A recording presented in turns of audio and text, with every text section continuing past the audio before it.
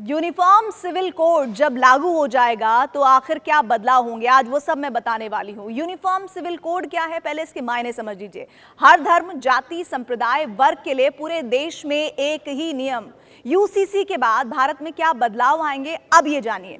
भारत में अगर uniform civil code लागू होता है तो लड़कियों की शादी की उम्र बढ़ा दी जाएगी। इससे कम से कम ग्रेजुएट तक की पढ़ाई उनकी पूरी हो पाएगी। वहीं गांव स्तर तक शादी के पंजीकरण की सुविधा पहुंचाई जाएगी। अगर किसी की शादी पंजीकृत नहीं होगी तो दंपति को सरकारी सुविधाओं का लाभ नहीं मिलेगा।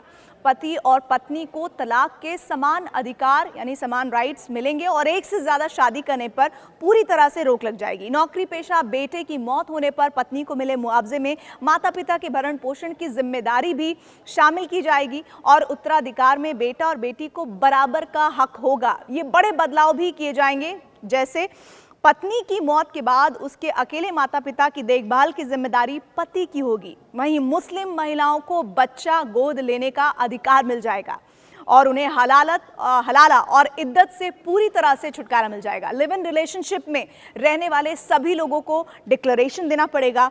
पति और पत्नी में अनबन होने पर उनके बच्चे की कस्टडी दादा दादी या नानी में से किसी को दी जाएगी।